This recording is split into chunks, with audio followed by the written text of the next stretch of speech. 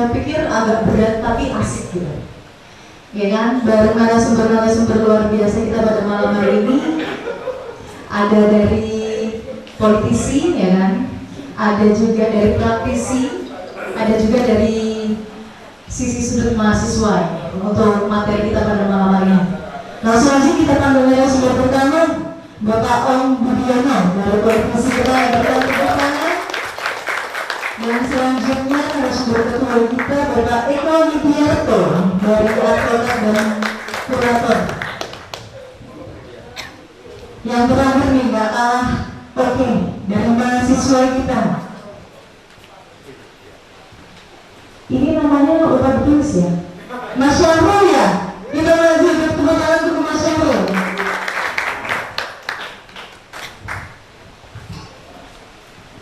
Aduh, sebelum kita berbicara kita pada malam hari ini, mungkin narasumber di samping-samping saya ini teman-teman sudah tidak asing lagi. Yang mana dari sisi kanan kita Pak Eko Widiarto. Ini untuk materi. Dari sisi kiri saya ada Mas Syahrul dari mahasiswa dan ada Bung Ong yang kita sebut Bung Ong ya, Bung Ong Budiono. Yang mana pada malam hari ini akan sedikit bukan membedah, ya diskusi bersama ya Pak, berkaitan dengan tema kita kerawanan dalam kampanye media sosial menuju pemilu serentak tahun 2024. Ini dari teman-teman juga sambil ngopi, sambil minum teh, boleh? Atau mungkin narasumber kita ini mau minum apa Pak? Sudah ya? Ada yang lain yang berwarna juga boleh ya?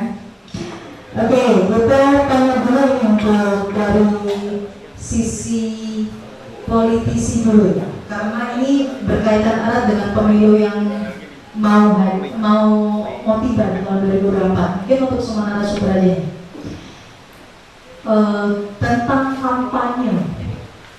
Menurut dari pandangan politisi ini, kampanye di era 2024 apalagi di media sosial itu seperti apa Pak? Kita persilakan dulu untuk Bung Ong. Selamat malam, Bapak Ibu sekalian yang saya hormati. Jadi kampanye yang ada di medsos maupun di tempat manapun berada itu menurut saya kurang sehat. Karena apa? Karena semua ingin menang. Contoh yang paling gampang di Kota Semarang, mungkin caleg itu ada sekitar 1000, tapi yang jadi cuma 50. Nah bagaimana dengan 950 yang tidak jadi?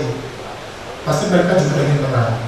Jadi ingin menang lah itu yang jadi masalah. Kalau semua ingin kalah, siap kalah, mungkin tidak ada masalah. Kira-kira begitu. Siap, ini tadi sedikit ada dari cuplikan bagaimana kampanye kita nanti di tahun 2024 dari Ketua Berkarya Provinsi Jawa Barat. Mungkin lanjut untuk dari sisi ini Pak Eka, memandang kampanye kita nanti di tahun 2024 itu seperti apa? Terima kasih atas waktu yang disediakan untuk saya. Terima kasih rekan-rekan sudah hadir dan mengundang saya di sini bisa bicara, menyampaikan sesuatu yang mungkin bisa bermanfaat. Jadi pemilu itu kan sekarang medsos itu asas kebebasan untuk menyampaikan suatu pendapat. Nah, pendapat seperti apa yang perlu disampaikan? Kalau kampanyenya hitam, nah definisi sekarang kampanye hitam definisi seperti apa? Saya menyerang kehormatan orang lain, kelompok lain. Nah itu yang perlu dicermati. Ujung-ujungnya kalau dalam suatu perkara itu kan ada yang namanya ahli atau yang sering dikenal dengan saksi ahli. Itu akan memberikan suatu penilaian apakah ini kategorinya hitam atau putih atau abu-abu. Apakah melanggar sesuatu ketentuan hukum aturan. Nah, memang kampanye yang kita bahas pada malam hari ini kan khususnya adalah melalui medsos. Nah, sekarang medsos itu setiap orang bisa membuat dalam bentuk apapun, mau itu YouTube, di Instagram atau di grup-grup yang cepat berkembang dan cepat tersampaikan. Gitu. Nah, bentuk-bentuk itu yang harus kita antisipasi. Nah, mungkin teman-teman dari RBR Padi ini bisa memberikan pencerahan. Pekan kita harus menjadi yang pertama untuk bersikap menyampaikan kepada KPU dan sebagainya, lembaga-lembaga terkait, kepada partai-partai. Kita harus memberikan pendidikan supaya negara ini menjadi tenang, tentram, sehingga demokrasi itu betul-betul terlaksana sesuai dengan yang disepakati di dalam Undang-Undang Dasar 1945. Kira-kira sementara itu yang saya sampaikan. Ya, dari segi praktisi kita sudah tentang black campaign ini seperti apa? Untuk di mahasiswa sendiri, di era mahasiswa, apalagi media sosial ini, apakah kampanye sendiri itu kalau dilihat dari segi teman-teman atau mahasiswa di sana, black campaign-nya atau cara kampanye mungkin dari teman-teman yang sudah masuk, apalagi mahasiswa nih, parpol sendiri, itu yang sudah masuk dalam mahasiswa itu parpol itu seperti apa? Dari pandangan mahasiswa di sana. Oke, terima kasih. Mungkin saya ikut sendiri di sini ya. Sebetulnya tema ini muncul dari keresahan. Kenapa kampanye media sosial? Media sosial sebetulnya berkaitan erat dengan kampanye di era kontemporer sekarang. Kemudian media sosial memiliki dua fungsi atau seperti dua mata pisau. Kalau sama media sosial digunakan secara baik, ya kan, maka outputnya juga akan baik seperti ini. Pisau, kalau sama dibuat yang dipegang itu ujungnya, kita tusuk tangan kita berdarah. Kalau yang dipegang genggamannya, kita bisa mengupas bawang sebesar. Nah seperti itu. Kemudian yang terjadi di era sekarang, yang maksudnya yang baru-baru ini adalah partai politik, ya kan, atau dari anggota legislatif atau calon itu, mereka belum bisa memenuhi apa yang menjadi interest dari mahasiswa, interest dari teman-teman aktivis dan masyarakat awam pada umumnya. Seperti yang kita ketahui, fungsi media sosial itu bagaimana memberikan influence, memberikan pengaruh, karena sifatnya kampanye kan, untuk bagaimana memilih dia. Itu seharusnya memang seperti yang dikatakan Pak Eka tadi, memang seperti partai politik itu harus memberikan suatu education of politik gitu kepada masyarakat, karena itu sangat penting. Contohnya bisa kayak gini, pernah saya lihat TikTok, ya kan, TikTok, Twitter, Instagram, tapi yang penting itu TikTok. Ada penyampaian seperti ini. Jadi ada salah satu anggota legislatif DPR RI, beliau menyampaikan bahwasanya di kontennya itu seperti ini. Apa sih itu afiliasi? Apa sih itu negosiasi dan lain-lain? Nah, pendidikan seperti ini yang dibutuhkan masyarakat gitu. Bukan bukan hal yang seperti the campaigns yang tadi yang seperti dari apa juga seperti itu. Oke, terima kasih. Mungkin luar biasa juga yang dari mahasiswa. Sambil nyantai loh di tempat soto Pak William, jangan lupa pesen makanannya dan dicobain, pasti enak. Masih tepuk tangan dulu kalau sumber kita pada malam hari ini. Mungkin menindaklanjuti tadi tentang proses politik di media sosial ini.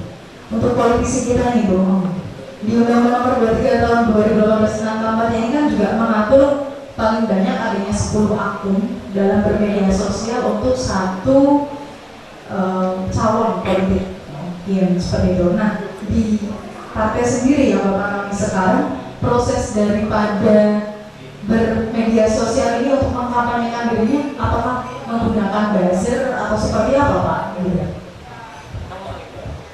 Sebenarnya dalam hal ini yang paling baik adalah berbicara tentang diri sendiri, bukan berbicara tentang orang lain, dan juga bukan berbicara tentang akal. Kampanye yang paling baik adalah apa yang sudah kita lakukan, sampaikan saja. Karena para calon atau partai pasti sudah eksis, sudah lama. Dia bukan orang yang baru lahir, tapi orang yang sudah menjalani hidup sekian lama dan dia sudah berbuat apa, itulah yang dikampanyekan. Tapi kan mungkin tentang media sosial yang masih ini Pak, mungkin cara seseorang sekarang bermodern ini kan, apakah dilakukan juga di partai yang Bapak kami juga itu? Apalagi ada aturan baru yang mana satu parpol itu harus cuma 10 akun untuk melakukan kampanye melalui media sosial. Ya kalau soal itu mungkin sangat sulit dideteksi karena setiap member atau anggota partai dia bergerak masing-masing. Yang paling penting adalah jangan nyebrang kepada orang lain, jangan nyebrang tentang partai lain. Fokuslah terhadap diri sendiri. Seperti seorang pelari sprint, dia sudah punya route sendiri, nomor 1, 2, 3, 10, mereka nggak saling seberang. Kalau itu bisa terjadi, semua sih baik-baik saja. Menurut saya. Jadi mungkin nggak cuma di partai Bapak Anwar, mungkin kalau tadi dikata susah untuk mendeteksi ya kan Pak. Saya lanjut ini mungkin di praktisi kita, yang mana bagaimana menanggapi regulasi kampanye tentang media sosial ini yang tadi juga sudah disampaikan untuk mendeteksi saja susah kemana. Ini kan berarti banyaknya laporan juga nanti di masyarakat tentang mungkin kampanye kita di tahun 2004 khususnya tentang media sosial. Untuk bagaimana pendampingan kita untuk pelapor dan terutama pelapor kita ini berkaitan dengan aturan regulasi yang ada ini agar tidak terjadi banyaknya penyalahgunaan dalam penggunaan media sosial ini, Pak. Jadi memang untuk pelaksanaannya seperti yang disampaikan oleh saudara kita Pak Om, bahwa masing-masing itu harusnya ada 10 merek kecap. Kita hanya bicara merek kita merek A, kita bicara kecap A yang paling unggul, rasanya seperti ini, produksinya seperti ini, higienitasnya seperti ini. Nah, silakan saudara beli. Ibarat seperti itu. Jadi tidak boleh menyerang produk lain. Nah, kalau kita bicara menyerang produk lain, artinya kita tidak boleh menyerang kelompok lain. Artinya kalau kecap A itu baik, kecap B itu kurang baik, kualitasnya di bawah kita. Nah, itu akan terjadi suatu permasalahan. Nah, sekarang ini kalau timbul suatu permasalahan, bagaimana prosesnya, proses penanganannya? Nah, pertanyaannya begini sekarang. Kita lihat saja kondisi jalan di lalu lintas yang ada. Jasa jauh di Jakarta. Kita lihat Kota Semarang. Di setiap traffic light ada pelanggaran. Kira-kira polisi yang melakukan pengamanan aturan penataan itu apakah mereka mampu melaksanakan secara maksimal? Saya kira kita melihat kondisi lalu lintas seperti itu tidak beda dengan kondisi pengawasan. Kalau kita lalu lintas mesti bisa terlihat, kita rekam dengan CCTV, kita bisa tahu nomor kendaraan sekian yang melakukan pelanggaran. Sedangkan pelanggaran kalau ini kita bicara medsos melalui suatu sistem, suatu jaringan, apakah kemampuan yang ada di lembaga kepolisian, di KPU, mereka punya kemampuan untuk mengatasi seperti itu? Nah, lebih baik ditata orangnya daripada ditata aturannya atau pengamanannya. Nah, itu kita harus melakukan tindakan preventif, memberikan pemahaman lebih awal, kira-kira begitu.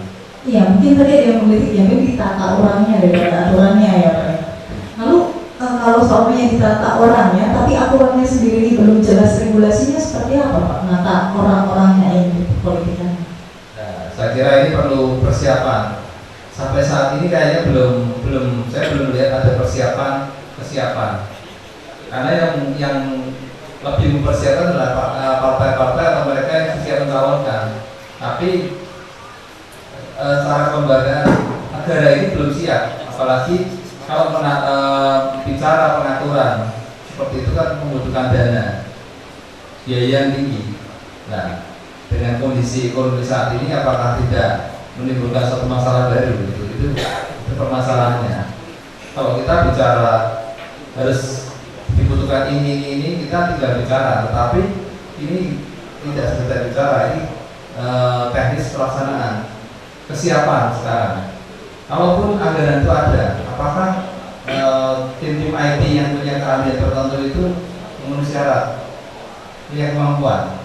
Nah, ini harus dilibatkan adik-adik, mungkin mereka yang adik-adik muda yang mereka mengikuti pendidikan di bidang IT harus dilibatkan, karena mereka kadang bisa lebih hebat daripada yang para praktisi itu sendiri.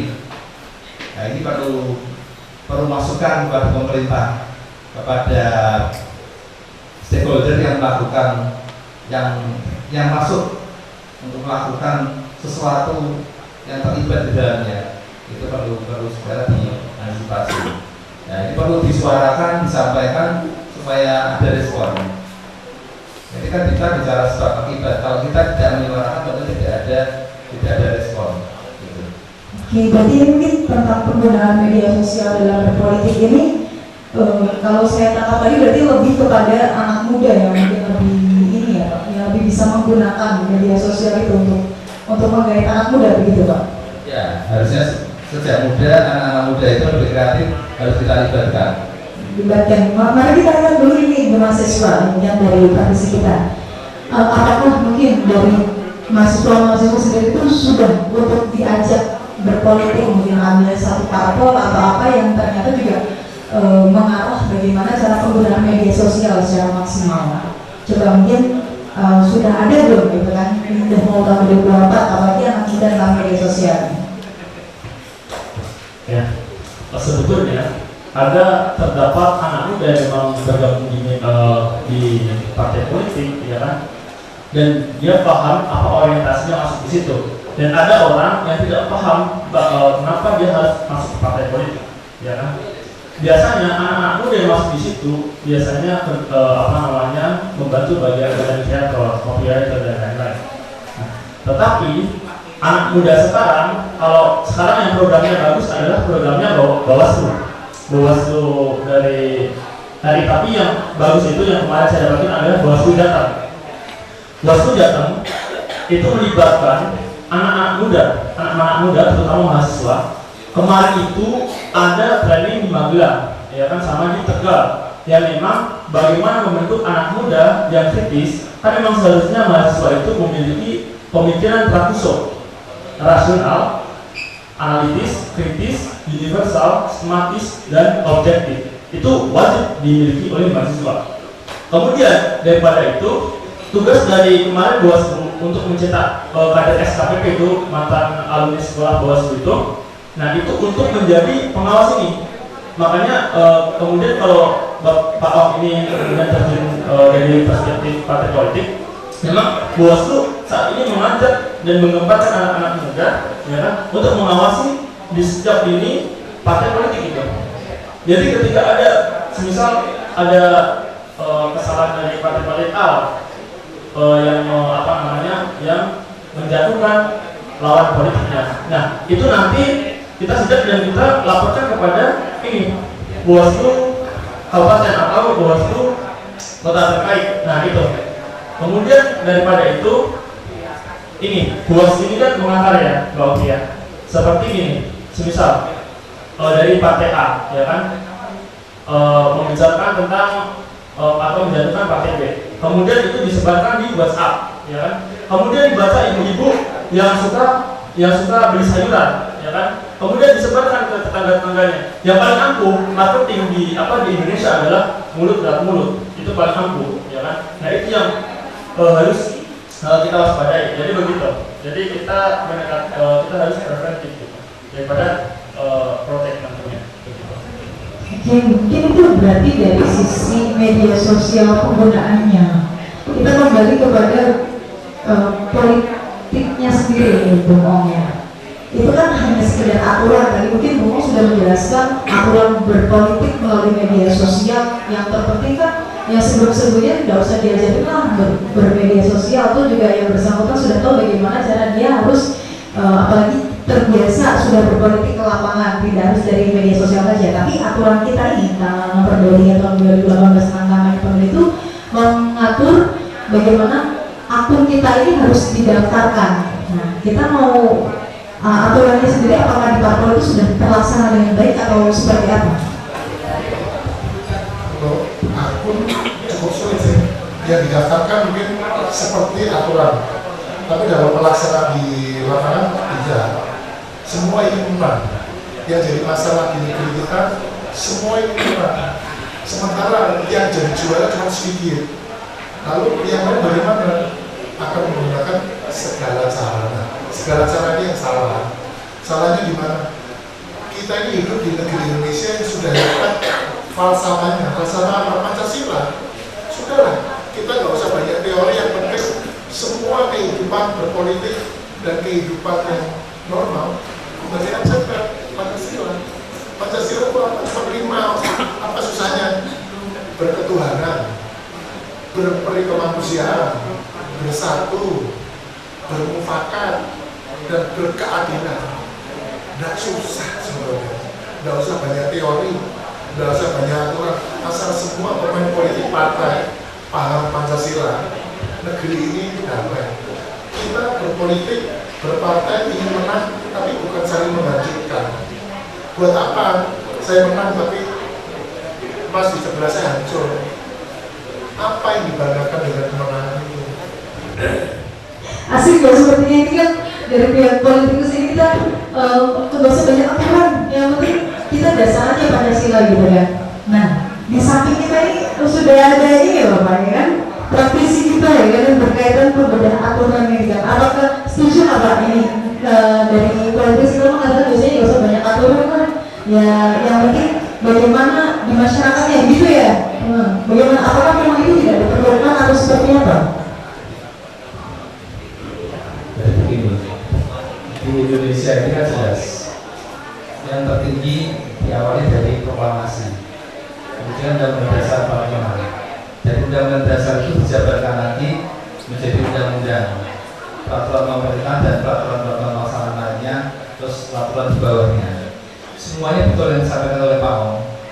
Jadi intinya, karena begini, semua peraturan tidak boleh bertentangan dengan peraturan yang lebih tinggi. Nah, sekarang pertanyaannya, yang tertinggi itu apa? Yang tertinggi adalah Pancasila. Sehingga kalau Pancasila itu dijalankan, tidak ada masalah. Nah, itu filosofinya. Sedangkan aturan-aturan itu adalah aksesoris, ini hanya perangkat. Sebenarnya yang terpenting adalah kita bicara secara sosiologisnya. Sosiologis, psikologis itu yang lebih baik apa? Supaya kemerdekaan menyampaikan pendapat itu tidak rancu. Artinya jangan sampai, yang lebih penting, jangan sampai setelah pemilu ini timbul kutub-kutub. Kalau ada 2 kutub masih lumayan, dan plus. Tetapi yang muncul ini bisa nanti kita lihat di hari-hari, di waktunya nanti yang tidak lama lagi, kurang lebih 14 bulan lagi, ini sudah sangat seru. Karena pemilu itu dilaksanakan 14 Februari 2024. Nah, tentunya waktunya efektif hanya 14 bulan plus. Artinya kita harus menyiapkan. Jadi teman-teman dari Bupati ini saya harapkan bisa membantu, khususnya di Jawa Tengah dan lebih khusus lagi di Kota Semarang ini, supaya tetap kondusif, damai, tenang, tentram, sehingga kehidupan itu tidak terganggu.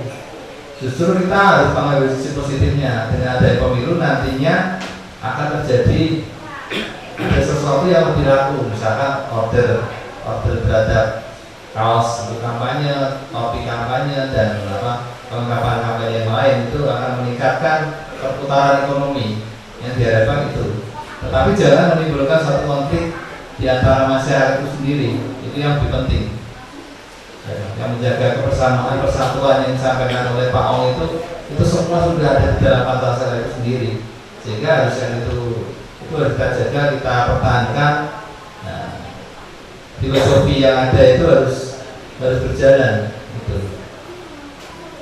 Karena itu ada pemilu itu adalah proses demokrasi sebenarnya, cuman demokrasi yang dimaknai seperti apa. Harusnya kita maknai bahwa demokrasi itu hak untuk menyampaikan pendapat.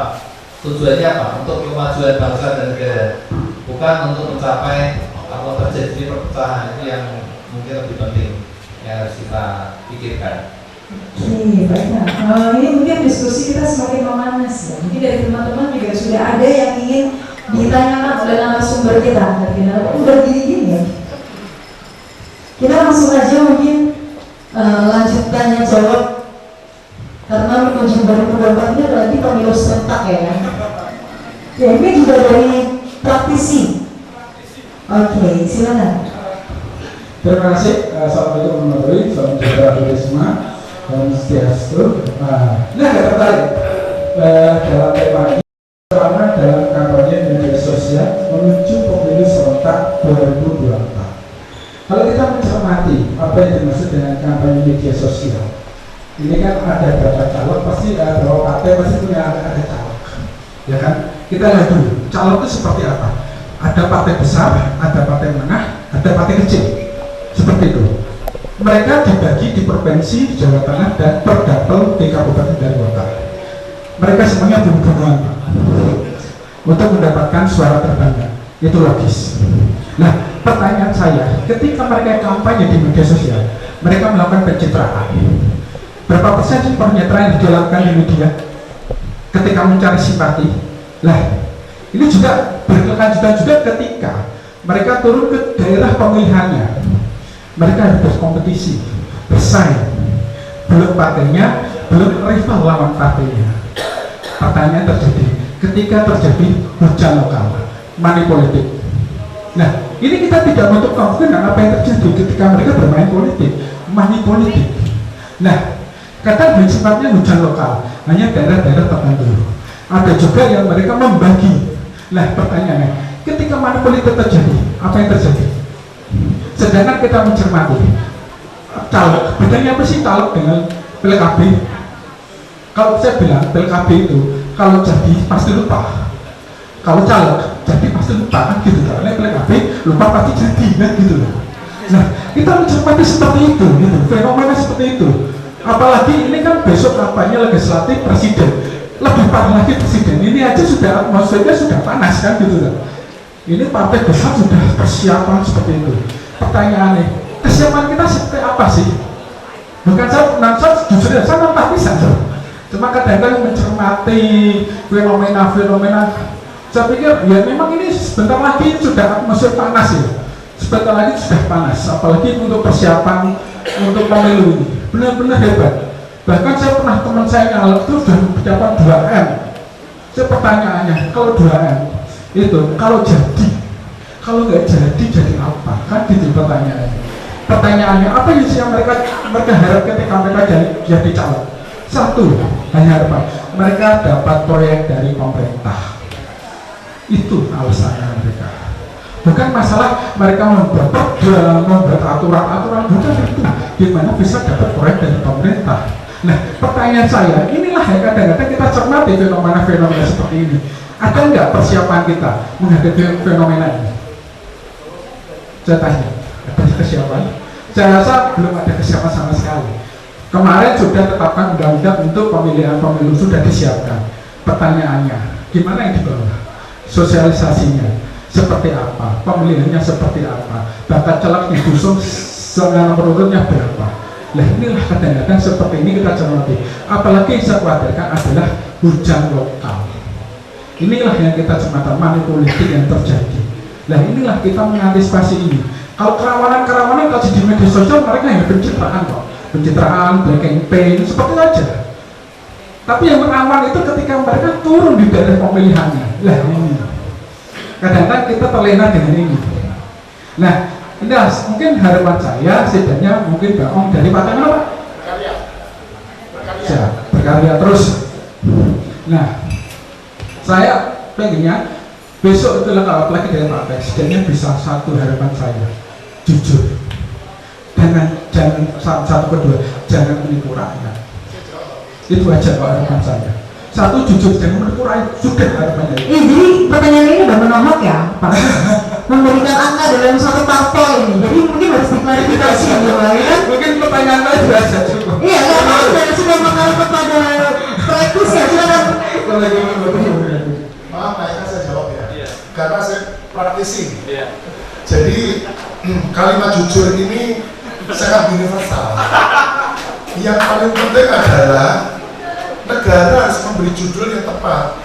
Caleg ini mau cari pekerjaan atau mengabdi. Ini prinsip dasar. Kalau untuk mencari pekerjaan menjadi anggota dewan, ini harus direvisi. Yang benar, kita ini bernegara, berbangsa untuk mengabdi kepada bangsa dan negara. Bukankah itu judulnya? Kalau mengabdi, harusnya jangan dibayar. Dana reses pun tidak boleh lewat anggota dewan. Anggota dewan betul-betul mengabdi kepada bangsa dan negara, bukan mencari pekerjaan. Kalau mencari pekerjaan sudah dihitung, modal saya berapa, besok gajinya berapa. Yang salah siapa? Yang salah negara. Kenapa memberi kesempatan kepada para caleg-caleg yang jumlahnya 1000, yang jadi 50? Dari 50 yang jadi, 90% adalah incumbent. Artinya yang betul-betul pendatang baru anggota dewan tidak lebih 10%. Bagaimana? Saya pernah jadi caleg 2019, tapi saya bangga tidak kepilih. Kenapa? Karena saya rupiah. Jadi yang memilih saya betul-betul tidak terima rupiah dari saya. Tapi saya kalah. Saya cuma dapat 400 suara. Tapi saya bangga. Dan yang paling bangga sebetulnya pengorbanan saya. Kalau saya jadi anggota dewan benar, saya harus melepaskan title perusahaan saya. Direktur utama harus dilepas, usaha saya harus dilepas semua. Itu lebih mahal daripada hanya sekedar jadi anggota dewan. Ini yang tidak dibaca. Jadi ketika saya mengorbankan untuk berbakti, kalau saya benar jadi anggota dewan, rugi saya lebih banyak. Saya nggak bisa ngurus perusahaan. Bersyukur saya nggak jadi. Jadi hari ini saya masih mengelola perusahaan. Tapi sekali lagi saya mau sampaikan, negara harus jelas. Orang caleg-caleg ini itu mencari pekerjaan atau mengabdi, dan jangan dikasih apa-apa. Kalau betul-betul mengabdi, mobil pun nggak usah dikasih, dana juga nggak usah dikasih, dana reses nggak perlu ada, apapun nggak perlu ada. Yang namanya mengabdi, bagaimana mengabdi diberi gaji, itu tidak mengabdi.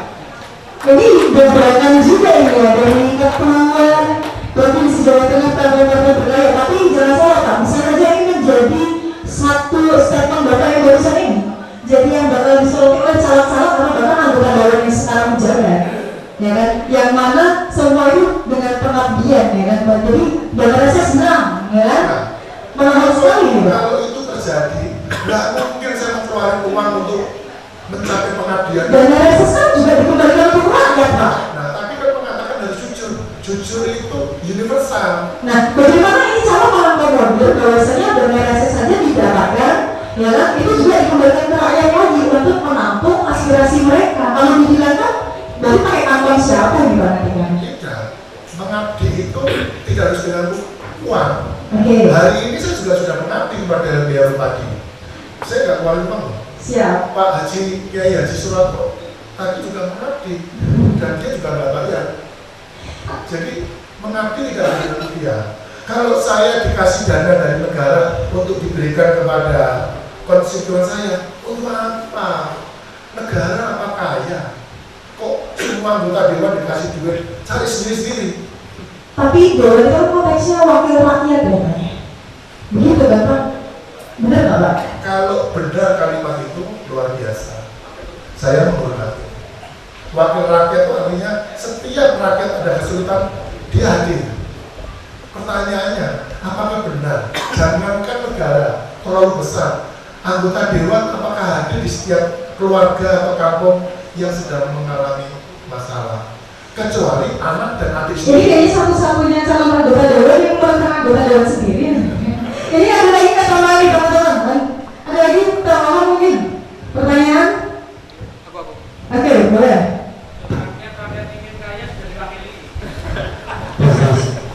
Terima kasih. Terkait dengan keterangan dalam kampanye media sosial, saya rasa cukup benar, terutama di pandangan dari teman saya dan kalangan mahasiswa, dan saya merupakan salah satu mahasiswa. Nah, di sini yang saya ingin tanyakan terkait tadi sempat dijelaskan bahwa salah satu marketing yang paling cepat itu adalah dari mulut ke mulut. Nah, namun pada saat ini itu dari mulut ke mulut itu sudah tersaingi dengan perkembangan teknologi di mana adanya kampanye sosial. Ya, kampanye sosial itu sudah dilaksanakan di dalam kampus. Kita bisa terlihat bahwa seseorang itu memilih pasangan calon itu karena dia mengenalinya gitu. Walaupun dia tidak mengetahui bahwa pasangan calon itu dia pasangan calon yang jujur atau tidak. Dan terkait yang sebenarnya terkait dengan tadi bagaimana cara untuk menghadapi kampanye media sosial. Tadi sempat dikatakan bahwa untuk menghadapi kampanye media sosial itu perlunya edukasi, sebagaimana contoh tadi yang diadakan Bawaslu ya. Nah, Bawaslu. Mungkin saya cerita bahwa saya dulu menjadi peserta yang mendapatkan training dari Bawaslu juga. Saya pada tahun 2017-2018 saya diberikan pelatihan untuk mendapatkan menghadapi pemilu tahun 2019 kemarin. Nah, saya menjadi salah satu peserta. Akan tetapi edukasi yang diberikan itu tidak berjalan efektif. Kenapa? Semua mahasiswa yang di situ ikut diskusi setelah turun ke lapangan penerapan pemilu mereka disogok dengan uang. Saya lihat sendiri. Salah satu buktinya dalam keluarga saya. Mungkin karena pengaruh lingkungan, di situ ada dua pas pemilu kemarin dua pendapat dalam keluarga saya. Nah, pendapat ibu saya itu mengatakan karena saya pemilu pemula ya, saya pemilu pemula dan saya juga nggak tahu apa-apa. Nah, di situ menawarkan bahwa pilih ini karena mendapatkan uang, kalau pilih ini tidak mendapatkan uang. Jadi sebagai pemilu pemula kan ya cari yang untung, jadi pilih yang dapatkan uang. Nah, terkait itu saya ingin menanyakan kepada para pemateri semuanya, bagaimana penawaran yang pas untuk para pemilih pemula untuk dalam menghadapi pemilu. Karena kalau kita lihat terkait dengan pemilu ini, pemilih pemula itu yang gampang terbawa arus, gampang terbawa sama keadaan. Ya dapat katakan ngikutlah apa yang katakan, apa katanya, apa yang dikatakan orang tua, dia mengikuti itu. Walaupun bisa dilihat karena dia tidak tahu apa-apa ya. Mungkin ini pertanyaan saya, apa penawaran yang bisa diberikan? Terima kasih. Ini media sosial beralih kepada black campaign melalui money politik ya, seperti itu ya. Lalu mungkin kita regulasinya dulu Kakak, gimana berkaitan dengan money politik, tapi kita tidak keluar dari koridor media sosial. Ya, karena mungkin aturan money politiknya bagaimana dan di media sosial sendiri ketakutannya ini nanti ada terselubung seperti itu dengan money politik. Aturannya seharusnya seperti apa? Kalau kita bicara aturan, memang sanksi yang ditentukan di dalam undang-undang pemilu itu sendiri kan sangat ringan. Pasal 521 itu hanya ancamannya 2 tahun dan denda maksimal 25 juta. Itu karena kalau memang sekarang ini aturan yang ancaman pidananya sangat ringan, orang nggak ada takutnya. Itu kan dianggap nonton di piring karena ancaman 2 tahun itu nggak bisa dilakukan penahanan. Sekarang orang kan kalau takut adalah dihilangkan kebebasannya untuk sementara. Kalau tidak bisa ditahan, dimasukkan rumah tahanan atau kena hukuman kurungan, dia takut kalau ada ancaman minimalnya. Tetapi di dalam praktek sendiri sulit untuk melakukan. Sekarang kalau gini, saya tanya dulu, berapa jumlah penyidik, berapa jumlah pengawas yang ada di Jawa Tengah, ada di Kota Semarang. Kita lihat perbandingan antara, kita lihat aja yang yang bukan masalah pemilu ya, antara perbandingan polisi dengan jumlah masyarakat yang ada. Perbandingannya berapa? Ini 1 banding 500 atau 1 banding 500.000. Nah, sekarang untuk pemilu, kalau aparat kepolisian memang mereka sudah mereka pegawai negeri sipil yang memang sudah punya tugas fungsi yang seperti itu. Sekarang kita bicara masalah pemilu, Bawaslu sekarang, kalau lembaga yang melakukan pengawasan, apakah jumlahnya memadai? Kalau satu ini memang harus kita kembali lagi, kita bicara pembinaan mental dan moral. Artinya kalau kita yang diatur itu undang-undangnya atau orangnya sekarang. Kan permasalahannya kita harus memberikan pendidikan kepada masyarakat, hal yang benar dan hal yang salah. Saya boleh bisa jadi kalau saya dikasih Pak Om ngasih saya uang, misalkan Biodin biasa kasih uang, nanti kau pilih saya terima, tapi saya nggak pilih Pak Om kan bisa juga. Tapi sebenarnya Pak Ong tidak ngasih saya apa-apa, tapi saya pilih Pak Ong karena saya melihat Pak Ong itu punya potensi bahwa dia punya karakter yang sesuai yang dikehendaki oleh negara ini untuk adanya kemajuan. Itu yang lebih penting. Jadi kalau kita bicara lebih jauh, kalau di Indonesia ini model karakternya, kalau dia seorang artis, seorang tokoh yang belum tentu dia punya kemampuan, dia mencalonkan dan dia terpilih, negara ini mau dipimpin oleh siapa? Apakah akan dipimpin oleh artis? Nah, terus dia belajar kilat, ikut diklat supaya dia bisa bicara bidang politik, dia dimasukkan di bidang apa? Gitu. Nah, saya enggak apa. Kita lihat sekarang, kita logika. Para teman-teman ini menjadi seorang advokat itu harus mengikuti pendidikan sekian tahun. Tetapi untuk menjadi seorang anggota dewan itu pendidikannya hanya sekian jam. Tapi dia harus punya kemampuan, dia harus mampu. Paling kan dia juga nantinya kan BP, saya ngomong. Kenapa BP? Ikuti yang seniornya. Dia katanya bagaimana ya dulunya ya teman-temannya dulu. Oh, kita mainnya seperti ini. Ya, akhirnya ngikut berkelompok gitu. Ya, itu yang harus kita antisipasi. Kita harus beri pendidikan, beri pengarahan, bukan undang-undangnya yang diarahkan, tapi karakter manusianya yang harus kita ubah. Gitu. Saya kira itu. Jadi kita balik ke Bung nih. Jadi karakter yang dirubah itu bagaimana selalu ketua daripada suatu parpol ini mengkader para calon caleg ini. Bagaimana tentang mungkin ini yang dua tadi Maret tentang media sosial. Yang pertama yang mungkin sekarang di tahun 2024 ini pasti digunakan, dan yang kedua untuk meminimalisir money politik itu. Apalagi dua hal itu yang saya yakin di tahun 2024 ini bakal dipakai alat. Nah, tapi apakah itu juga dilakukan untuk kader-kader Bapak? Silakan. Jadi memang tidak mudah mengubah suatu budaya. Sebetulnya rakyat Indonesia itu tidak salah. Rakyat Indonesia itu baik. Yang salah itu kita yang calon-calon itu. Coba kalau kita bertiga ini calon, hanya saya yang melawan money politik, nggak bisa. Karena dua masih money. Coba kalau tiga-tiga itu sepakat tidak pakai uang, yang milih tetap milih nggak? Akan tetap milih. Dan itu fair sebetulnya. Jadi yang salah itu siapa? Ya kita ini. Para calon-calon, para yang ingin menjadi kepala daerah dan sebagainya. Coba kita belajar bukan tentang aturan, tentang akhirat. Nah, kalau kita sudah bicara akhirat, maka kita hati-hati dalam menjalankan sebuah amanah. Termasuk ketika saya menjadi ketua Partai Jawa Tengah, saya terbuka. Saya tidak mau uang yang tidak jelas. Semua masih jelas. Dan dipakai untuk apapun, saya terbuka. Kita belajar dalam hal kecil. Memang kebetulan partai kecil, tidak ada masalah.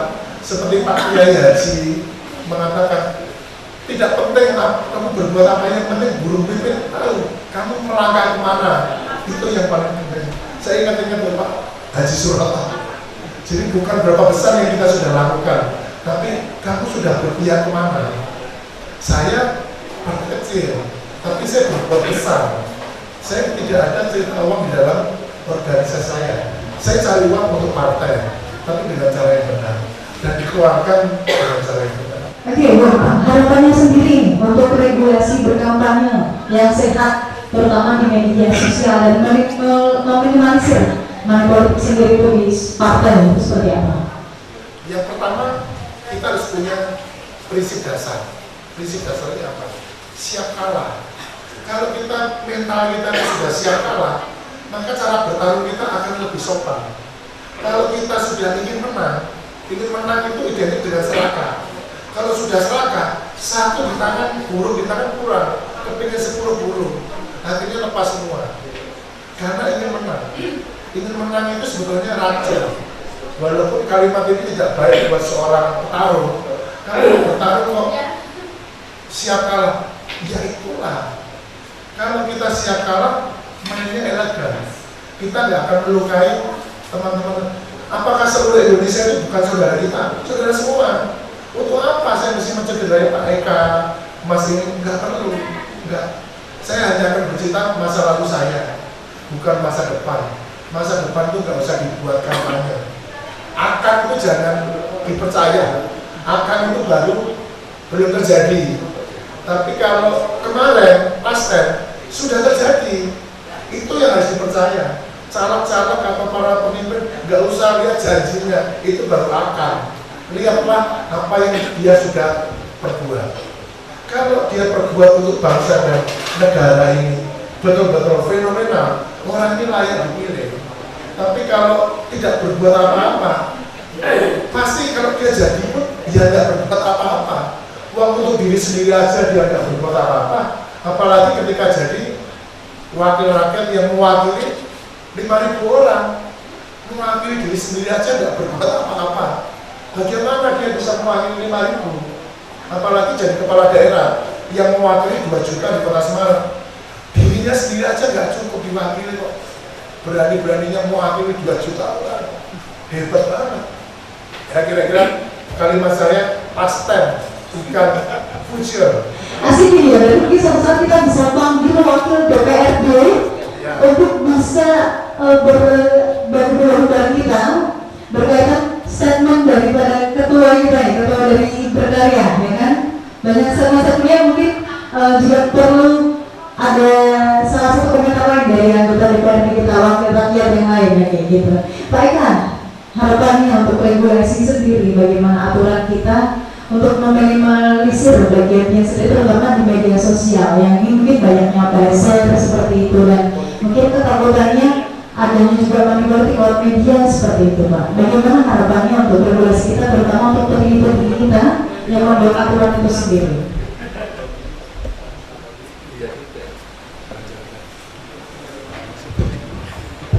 Jadi dari lembaga penyelenggara KPU, Bawaslu itu harus mempersiapkan mekanisme aturan-aturan yang bisa punya regulasi yang bisa mengatur lebih maksimal, mempersiapkan dengan mengajak adik-adik muda dari mahasiswa yang lebih, karena adik-adik mahasiswa itu kan diajarkan, kita bisa bersama dengan kampus-kampus untuk memaksimalkan fungsi pengawasan, karena mereka kalau dilibatkan tentu jumlah personalnya memadai gitu.